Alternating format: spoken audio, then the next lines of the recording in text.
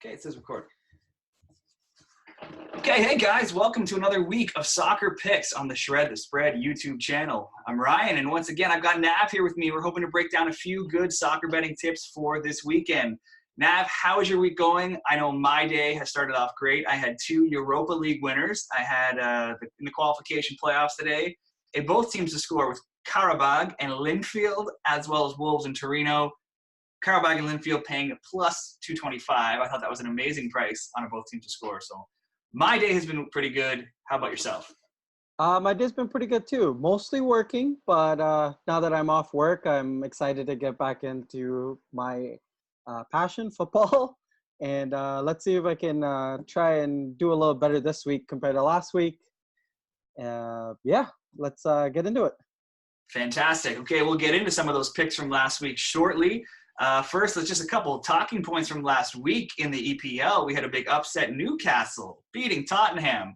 Not looking good for my one of my futures bets on Tottenham to be the best London-based team. So did you watch any of that game? Any thoughts on the outcome there? I did watch that game, and very surprising result if you didn't watch the game and if you've been following Spurs for a bit.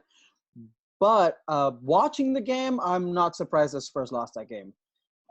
They were not playing all that well. Spurs actually, interestingly, not looking like the Spurs that we know from the last few seasons. There's something going on behind the scenes. I don't know what it is exactly. But comments from Pochettino have not looked good. And also a surprising number of players that seem to want to leave Spurs, even though they reached the Champions League final last season.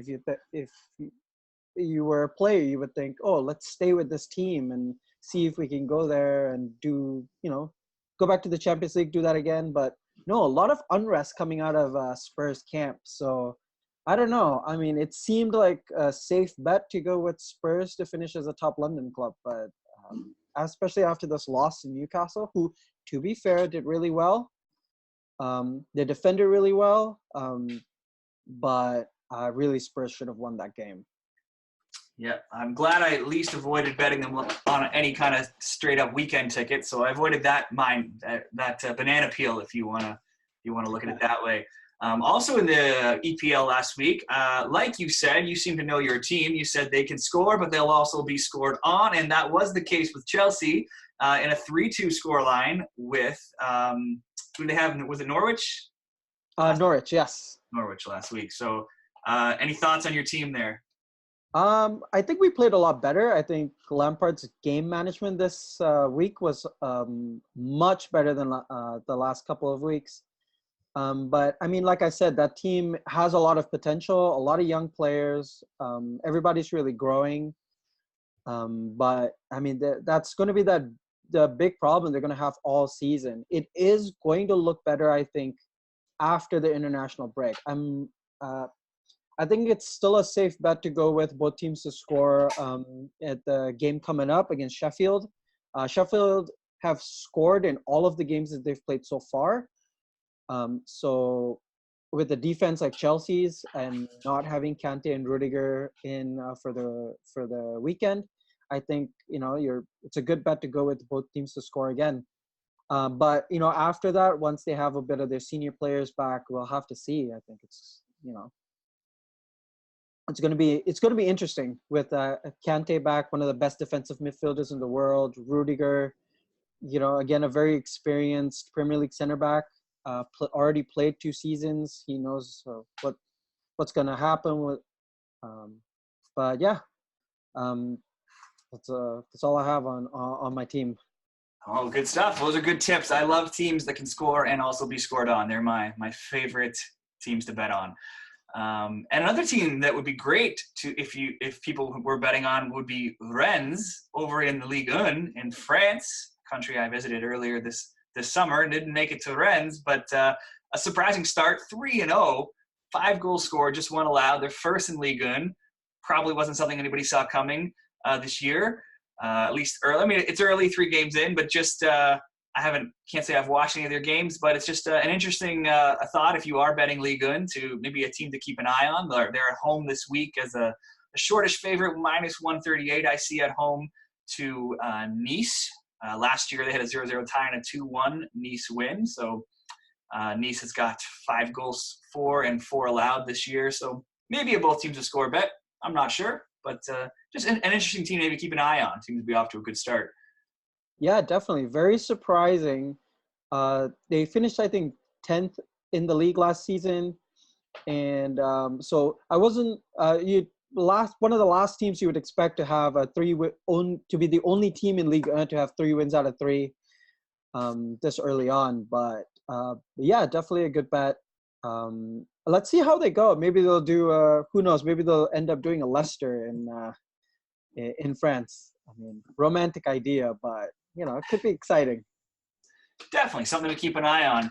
Something that all eyes were on if you were a soccer fan in North America last Sunday night, the last game of the MLS Heineken Rivalry Week, El Tráfico. Another edition of El Tráfico, LA and LA. Super exciting. I had both teams to score bet. It was cash within a few minutes. I sat back and enjoyed the rest of the game. I know you were watching this game too, Nav. Any thoughts on it? A 3-3 tie with, once again, LAFC could not beat the Galaxy, but another exciting game for fans and both teams to score bettors alike. Yeah, I don't know what it is about the Galaxy, man. LAFC can get a result against anybody except the Galaxy for some reason. It was a really entertaining game, really exciting.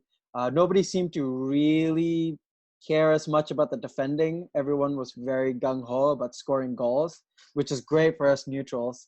I've not enjoyed a game of football that as much as I've enjoyed that game in a very long time. That was a really good game, and it's got the nice narrative behind it. With Zlatan saying that LA is still his town, and LAFC players trying to prove him wrong. But I mean, is he right? Maybe he's right. Maybe LA is just Zlatan's town for now. But yeah, both teams to score was a good bet. I think it was, 16 minutes and you got cashed out? Within 16 minutes, I actually think it was 3-1. So it was cashed out long. Now, I had another result earlier of both teams to score with Columbus and Cincinnati, which luckily that had cash to make that bet worthwhile, because the over-under on LA and LA games are just the over-under is set at about 4 goals these days, which usually you see about a 2.5 in a lot of games, maybe a 3. These games are being set at 4. So both teams to score was a super heavy favored bet, but it was the second leg of a two-team parlay for me with the cash. But very exciting. It was one of the rare moments that you heard Zlatan show a little bit of vulnerability, where he actually said he was tired at the end of the game. Oh, did he? Scored, I did not see that part. Wow. It was all, as much as the first half was all the Galaxy leading 3-1, the second half was all LAFC. They did get subbed off with a hamstring injury, which he was very unhappy about. Yes. They interviewed Zlatan after the game, though, and he actually said, he was tired. He's like, "I'm sorry, I was tired. I couldn't do more."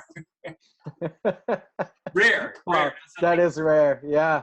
Not something you hear from the Lion very often.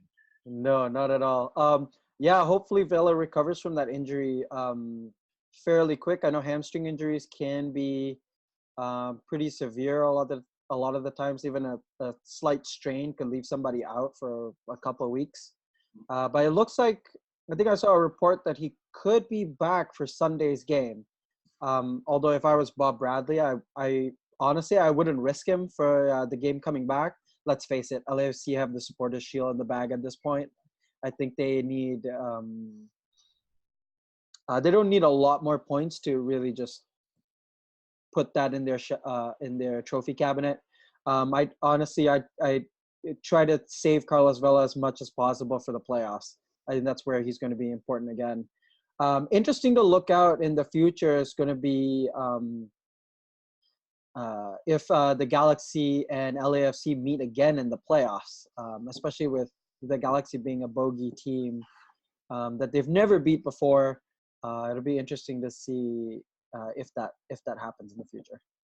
Absolutely, and yeah, I mean, you would think there is really no reason to play Vea, except that he's looking for that all-time goal-scoring record. I believe I think he's the Golden Boot. and maybe to beat Joseph's record from last season. He probably won't like it if he gets benched, but we just saw that Bob Bradley didn't mind taking him out, and probably from a standings perspective, not important, but from a rivalry perspective, one of the most important games that LAFC have played. He didn't mind benching him for that with the injury, so he might sit him down. And I actually threw a little bit of money on Joseph Martinez at the beginning of the season, so if he can close that gap with Vea sitting down, I won't be that upset, although it will make LAFC a little bit less entertaining to watch. But it is what it is. What is the gap between Martinez and Vela? I think they're not that far off. I think it's 5 goals or something. Although Vela did score in the weekend, so I don't know what it is now. Yeah, 5 or 6 goals, something like that. He had. I could almost get my money back on the Martinez bet a couple games ago, and I let it sit, and then now it's they took a couple goal lead again. But 1 second there, yeah, 5. Oh well, it's 5. Well, it's 5 goals on both of them. Vea has 27, and you've got Zlatan and Joseph both with 22. 22, yeah. Very close. Atlanta started off the season really, really badly, but they've definitely come back. I think they're second or third in the standings at the moment. Well, I mean, the Supporters' Shield standings. I seem to keep going back to that particular league table just because I'm more comfortable with it, with the European version being that way, as opposed to an East and West conference. So I'm definitely more comfortable with the looking at the standings that way. But yeah, let's see how the playoffs unravel towards the end of the season. I think there's only 6 games to go or 7 games to go till the end of the season. So it'll be really interesting to see who does make the playoffs and what that first round is going to look like. Absolutely. I'll have a little bit more on Atlanta in one of my bets for this weekend. Speaking of bets on this weekend, let's just take a quick, actually, first of all, well, while we're on it, sure, let's look at last week's bets since we're looking at it. And I know myself, I got 3 of the 5 right. Actually, my first bet that I felt super confident on went 0-3, so that was terrible. Manchester United not winning. Tottenham, actually, I lied. I did have some money on Tottenham to score some goals last week, and that did not happen. So I did not avoid the Tottenham. I knew I didn't bet them to win, but I forgot I did have them to score some goals, and they did not. And Real Madrid also not winning. I believe they did not win last week either. I think they drew to Valladolid. So that was poor. However, I had some both teams to score action kicking in with Liverpool and Arsenal. Both teams to score. Dortmund getting a win. The Revolution and Philadelphia Union both came through with a win in MLS for me. And I had some both teams to score action in the Bundesliga, the League of Goals, the league I love. Paderborn and Freiburg, Dusseldorf and Bayer Leverkusen. Lots of goals there. Cashed that. Fortunately, I should have just left this one off. I only played half the amount that I would usually play on the Brighton-Southampton draw. Did not pan out for me, so I finished 3-2, but up 2.69 units. I hope to have a nice little fun graphic embedded here when you guys are watching this, so you can see this more visually. And Nav, yourself, I know you had a couple futures that are still to be decided, but you went all in with Liverpool and Arsenal. Yeah, I did. And unfortunately, that did not pan out for me. It was a long shot to see Arsenal draw at Anfield, but I thought they had a really good chance. They had a really good start to the season. And to be fair, I think during the game, they looked fairly solid until the goal by Joel Matip from the corner. Again, it wasn't bad defending on that particular case, but I mean, it's Liverpool. They have 2 very aerially dominant center backs who could always do that to any team in Europe, I think. And then after that, Arsenal were actually still in the game. They definitely could have still gotten the draw out of that game, but David Luiz is David Luiz. He'll every once in a while he'll have those games like the 7-1 against Germany for Brazil in the World Cup a few years ago, where he just completely loses his head. One tug on Salah, one jump, trying to get the ball off of him, and he kind of dribbled past him, and that was it. I think once Arsenal went 3 down, it was hard to see them coming away with anything out of that game. I was But almost concerned they weren't going to get a goal for me, but they managed to get something. yeah, they did. Goal for Arsenal, a very profitable goal for Ryan. Yeah. But I mean, you know what? They went to Anfield and did a lot better than they did against the top six. I know that Arsenal fans have seen quite the mauling of their team over the years, especially under Arsene Wenger. But I think it's a step in the right direction for the club. But as far as betting on them goes, I don't know. It's hard to predict anything with Arsenal because it looks like, you know, they could have a good game when they're expected not to, and they could have a bad game when they're expected to have a good game. So it's definitely an interesting team to watch, but definitely hard to put any kind of bet on. For sure. Well, let's go into some things you can place some bets on. And before our actual bets, we talked about this. We just want to give a quick little skim over. The Champions League draw was today, and odds are already out for who's going to win the group, who's going to qualify, nationality of winner, which EPL team will move the farthest. Odds have changed. They've gotten longer, shorter on various different teams. Right. We hope to go into this a little bit deeper, maybe a little closer to the tournament. But just to give a quick little recap, you got your 8 groups with your 32 teams. Real Madrid and PSG headlining Group A. You've got Bayern Munich and Tottenham, the big boys in Group B. Group C, Man City is a -600 favorite with Atalanta, Shakhtar Donetsk, and Dinamo Zagreb. Probably an easy win in that group for them. Funny, it's the third year in a row. The City and Shakhtar are going to be playing group stage, which is pretty strange. Mm-hmm. You know what? I think that has something to do with the UEFA seeding, probably. That's the only explanation I kind of have. It's possible that, you know, maybe they're in one of those pots that always gets drawn against them, but definitely an odd statistic. 3 years in a row since 2017. Huh. And Shakhtar's been known to get some points off of play City tight, so you never know what might happen there. Mm-hmm. And you look at a couple, you move down the list, Juventus, Atletico, probably the favorites. Well, they are the favorites in Group D, but Bayer Leverkusen's look good in the Bundesliga, so you never know what's going to happen there. You got Liverpool and Napoli, which look clear shots to move on in Group E. If there's a group of death, got to be Group F, Barcelona, Dortmund, Inter Milan, and then you got Slavia Prague thrown in there just for fun. Well, you can tell there's going to be a lot of goals against one team and then a lot of interesting matches against all the rest of them. And then you got your bottom two, your next two groups, G and H. You've got Leipzig, Lyon, and Benfica, all either 2-1 or 2.25 to 1 odds to win the group. So almost could go either way. And even Zenit St. Petersburg is only 5 to 1, so they're not that far off either. Oh, okay, yeah. Group H, your boys in there, Chelsea, the odds-on favorites, -138, but also predicted to be pretty close with Ajax, Valencia at 3.5 to 1, Lille way down the line at 10 to 1. But what do you think of Chelsea's chances off the top of early in this group stage draw? It's hard to say, but I think if anything, Chelsea's team are set up to play probably in Europe a little better than they are set up to play in the Premier League. With the squad they currently have, I think, especially with, they have some experience with Pulisic, despite being 20 years old. He's played in the Champions League with Dortmund before.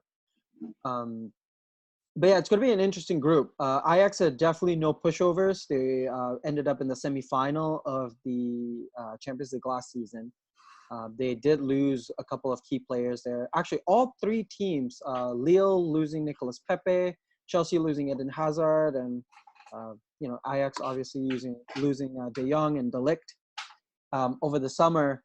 It's going to be interesting to see how all 3 teams fare in Europe. But I don't think Lille are as far behind as perhaps the odds put them there to be. They did finish second place in Liga last season. But yeah, definitely an interesting looking end of the group stage. Yeah, for sure. It's definitely, I had my eyes on it all day. I had the draw on and was immediately checking the odds as soon as they came out. So how about you start us off this week, Nav? What are you looking at this weekend? What's one of the bets you wanna share with the audience? Okay, so what are the bigger bets that I've been really focusing on? And I watch mostly the English Premier League. It's my favorite league to watch. And I actually have a 3-game parlay to put in front of you this week. We've got Chelsea and Sheffield with both teams to score. Got Liverpool playing away at Burnley, and I think Liverpool are going to win that one. The only reason I'm going with Liverpool as opposed to Man City are that because Liverpool are playing away at Burnley, and Burnley are known to be very good at home. The odds of a Liverpool win are actually a lot better than Man City. And Everton and Wolves being the interesting game of the weekend, I think. Both teams have not started too well in the EPL. Everton, I was expecting to score more goals than they have so far. And Wolves with 3 draws out of 3 so far in the league this season. Wolves obviously struggling a little bit playing in Europe this season. And history over the last, I think, 5 or 6 years, I read a report a while back that a lot of the times with the lower teams going into Europe tend to lose roughly between 25 to 30 points the next season over. So definitely look at Wolves to struggle a little bit in the league this season. But of all the squads that I've seen go into the Europa League over the years, I think Wolves are definitely the most capable of surviving that. I have them to draw as well. So 3-game parlay on Bet365 at 7.23 to 1 odds. And I think that's pretty good. I think you can expect Chelsea and Sheffield has scored a goal in every single game that they've played. They're clearly not a team that's struggling to score goals. Results have been mixed for them, but again, I'm going with both teams to score. Chelsea still don't have some of their senior figureheads back, with Rudiger and Kante still a doubt over the weekend. So I think, again, just like the Norwich game, you can definitely expect lots of goals. Liverpool against Burnley. I know Burnley is a pretty good team at home. They generally have a tendency to take points away from the top teams. But again, I'm still expecting Liverpool to have the answers. With their front 3 of Salah, Mane, and Firmino, if one person isn't playing so well, the other 2 will pick up the slack. So I think they're still going to win. Everton and Wolves are really the match that could go either way. Everton playing at home, so they might have a little bit of an advantage, but I have a feeling that Wolves aren't going to let Everton kind of beat them this season. They seem like a team that's very focused on doing well on both fronts in Europe and in the English League this season. And they're off. Wolves are off to the Europa League group stage with their I think they won 3-1 against Torino today.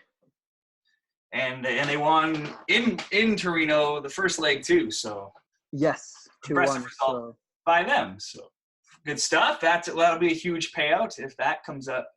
You won't have to worry at all about last week's loss if that comes in. Yeah, that's true. Yeah, I like to go a little bigger with my bets. Football is one of those games that you never know what'll happen, but it's always interesting to take the more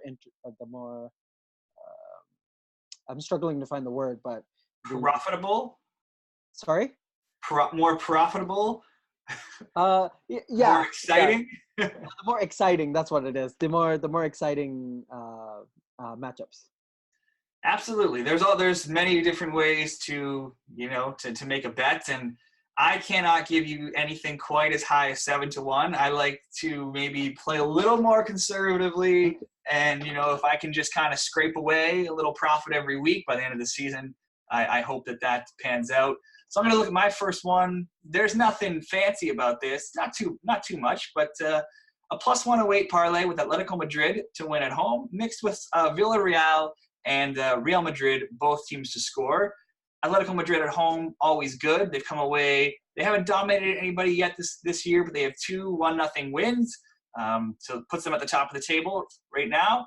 Eibar, on the other hand, not getting blown away, but they've lost 2-1 on the road to Mallorca. They also drew 0-0 on the road to Osasuna, 2 promoted teams. So I think this is a big step up in class, going over to Atletico this weekend. Yep. I think Atletico would be a big letdown if they couldn't win this one. And then you look over to Villareal and Real Madrid. If you're not following these teams, you might not know, but there's a lot of scoring with these games. The Yellow Submarines, they're hosting the big boys this week, Real Madrid.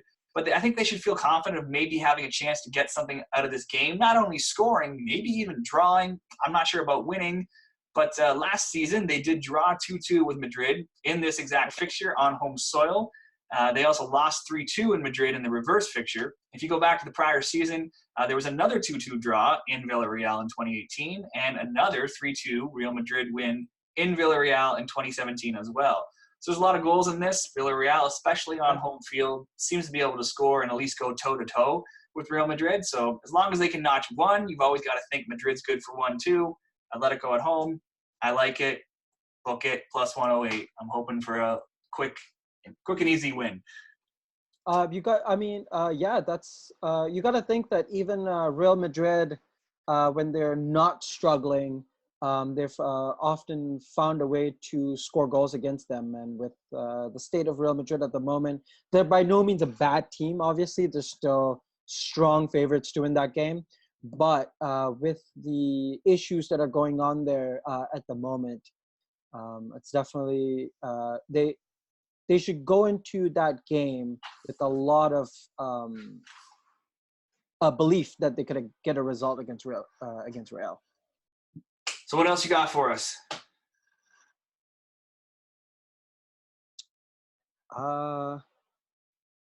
Honestly, that's the only okay. I have. Yeah. I thought you had a few different ones. I didn't realize they were all together. All right. Okay. Well, I'll summarize a few other ones that I got, and if you got anything you want to throw in or add, please go ahead. I got a few more out here. I got a little bit of one Premier League game I like, and I might add some more. Maybe might add to. I'll post this on Twitter, and if you got some more, you can feel free to add. I might as well. I like some West Ham and Norwich. This will be one of the one that will probably get the odds up a little bit, not too much, but West Ham, Norwich, both teams to score. They played in the League Cup this week on Tuesday. West Ham won 2-0 to Newport. Norwich lost 1-0 to Crawley. So they both got short weeks, but after a 5-0 loss to City, West Ham's drawn 1-1. They've won 3-1. Norwich lost 4-1 to Liverpool, but then they won 3-1 and lost 3-2. So both teams are showing an ability to score, but also be scored on. 5 of Norwich's goals this year from Timo Pukki. He's leading the league in goals. Exciting. I know that in my day job we track the odds for the goal scorers, and I believe his odds were 150 to 1 or something like that earlier. They're down to like 16 to 1 at one of the betting shops now. So that's interesting. He shares the lead with Sterling right now with 5 goals. But anyways, they have no recent meetings, but they did tie 2-2 back in 2015-16. Not a whole lot you can carry from that far back, but just no, not at all. I think they're a completely different team now, playing a completely different style under their manager, Daniel Farke. But both teams to score is always good. Norwich is another team, a lot like Chelsea, that they're really good going forward. They have Timo Pukki. I don't know. It's hard to say if he's going to be in and amongst the top goal scorers at the end of the season, but he certainly looks like somebody who's capable of taking his chances when he gets them every game. But yeah, Norwich are definitely another team. If you love to bet both teams to score, Norwich is another team that you can look at. I love to bet both teams to score. Great bet. I won't be throwing any more both teams to score into this bet, though, because that's only a minus 225 by itself. But if you throw in Barcelona and Dortmund to win, that brings it up to a plus 147. So you got about 1.5 to 1 odds. And you got Barca on the road to a newcomer, Osasuna, and Dortmund also on the road to another newcomer, Union Berlin.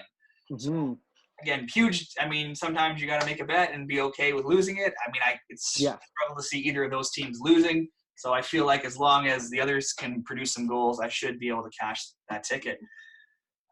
Dortmund playing Berlin, I think, is almost a sure chance at a win. And Barca is always good for a win. I mean, they are Barcelona after all. And that's a pretty good bet. And one of my favorite leagues, like we talked about some MLS earlier, and we talked about Atlanta earlier. I want to throw some more shockers, both teams to score. Shocking, that's coming from me. But Philadelphia, Atlanta, both teams to score, with New England and TFC, both teams to score. If you start with Philadelphia and Atlanta, these teams, they drew 1-1 back in March. Atlanta's won 3-1 and 3-2 last season. They drew 2-2 along with a 3-0 win in 2017. Philadelphia, Philly's yet to defeat Atlanta, but goals always seem to be in the cards when these two teams meet. Surprisingly, Philly doesn't get a lot of talk, but Philly's ranked only behind LAFC in total goals this season with 51 goals scored. They've actually only failed to score at home one time, and they scored at least 2 goals at home in each of their last 5 games. However, they've also allowed 41 goals on the season. Keeping the ball in the net against Atlanta is going to be a struggle when you consider that Atlanta has moved themselves up in the standings. They're tied with Philly. Both teams are tied in first place. The Five Stripes are firing on all cylinders right now. They just won a 3rd trophy in 9 months on Tuesday when they won the U.S. Open Cup.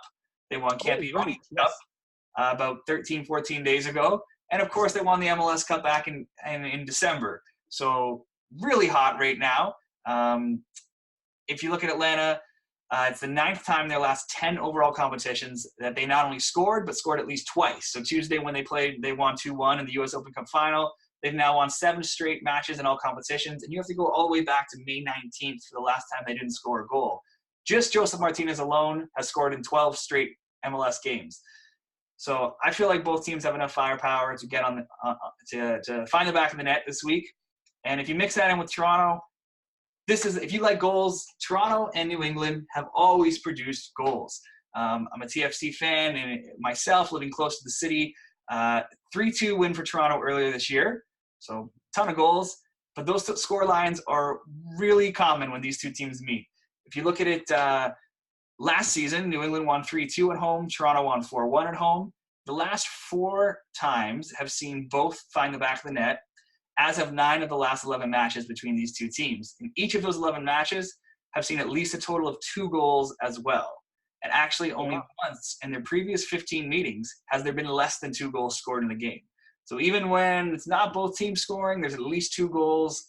14 out of 15 seeing 2 goals, and the amount of both teams to score that have come in, I like it. And if I can get, about even money with those 2 games having goals, I think I like it. Yeah, Philly's been a really interesting team this season. They've definitely flown completely under the radar. Almost no one is talking about Philly at all, but they've been a very, very good and very consistent team. They've actually been up there in the table for since the beginning of the season, from what I've noticed. Looking at the histories of both of those teams playing, I can't go against your advice. There's a lot of guys on the field that can score goals. Hill and Gustavo Bao out there. You've got Pozuelo, who got benched last week, and he should be motivated. Altidore should be out there. I feel confident expecting some goals. I also feel confident in a couple good teams beating up on some bad teams. So I'm going to go for a couple wins with FC Dallas to win and New York City to win. You've got FC Dallas playing at home to FC Cincinnati. Not a good team, Cincinnati. Dallas, they've now scored 8 goals in their past 2 matches. They've also scored 10 goals in their last 2 home matches. They only have 1 loss at home all season, and at home they've outscored their opponents 28-14. You don't have to say a lot about Cincy. They're bad. No. Bottom of the table. They've lost 6 of 7. In their biggest rivalry match last weekend, the Hell is Real rivalry at home to in-state rivals Columbus, they went down 3-0 at halftime. I didn't think I was going to get my both teams to score bet. They managed to get one in about the late in the 80-something minute, but embarrassing. And I mean, they know they're not making the playoffs, but this was an opportunity for them to step up and give their fans something against the rival, and they didn't show up. So I don't know how they're going to beat Dallas. Dallas just came off a thrashing of their own rival, in-state rival, 5-1 over Houston last week. Right, yeah. The Cobra stepped up. Zdenek Drasic, they call him the Cobra, came in 2 goals. So I'm expecting, hopefully, he'll be playing a striker again, maybe score some more goals. And NYCFC, New York City, They're going to be on the road. I never like backing road teams, but I think I can back this one against Vancouver. Vancouver's another dreadful team. They lost last week against San Jose, and not only did they lose, but they set a lot of records along the way while they lost. Do you know what those records are, Nav? No, I don't. Please enlighten me. What are those records? Well, at least it wasn't a fair amount of goals allowed, but they were basically run off the pitch. Maxime Crepeau, their goaltender, set a record for 15 saves in a game. And you know why he made 15 saves? Because San Jose sent 40, let me look at it, I think it was 43 shots at the net. Wow. And 19 on target. 43 shots. I mean, that is one of those stats that you perhaps won't really notice because I unfortunately did not get to watch that game. I just watched the highlights, and I mean, they definitely did run the show, but 43 shots, oh my goodness. 43. Vancouver got a goal in, I think, the opening 6th minute, and that was the only good thing that happened for them the rest of the day. Well, Crepeau made a bunch of saves, but, I mean, statistically, he had to make some. There was 43 attempts sent his way. So I think New York City, they're looking really good. They're on a 3-game win streak. They're coming off a win of their own last week. So yeah, I mean, it's a bet against 2 bad teams and on two good teams. I don't know if you have anything else that's jumped out at you, but I got one more Serie A bet I want to go back to Cincinnati real quick. Cincinnati, I had a lot of hopes for them starting the season. I think they had a really interesting story with them last season, and finally getting into the MLS, which they've been trying to do for a number of years. But they really have not made a good account of themselves this season. I think it's been very, very disappointing. I think the FC Cincinnati supporters really deserved a lot better. And I'm not trying to, make them feel bad or anything, but I think it's definitely too late now for them during the season as it goes on for the next few games. But in the off season, they really need to take a look at that squad, because they going toe to toe with any MLS team, I think they're definitely on the back foot in every single position. And as far as I mean, I know there's no relegation in the MLS. And that's not necessarily a bad thing. I think, that's the North American way. But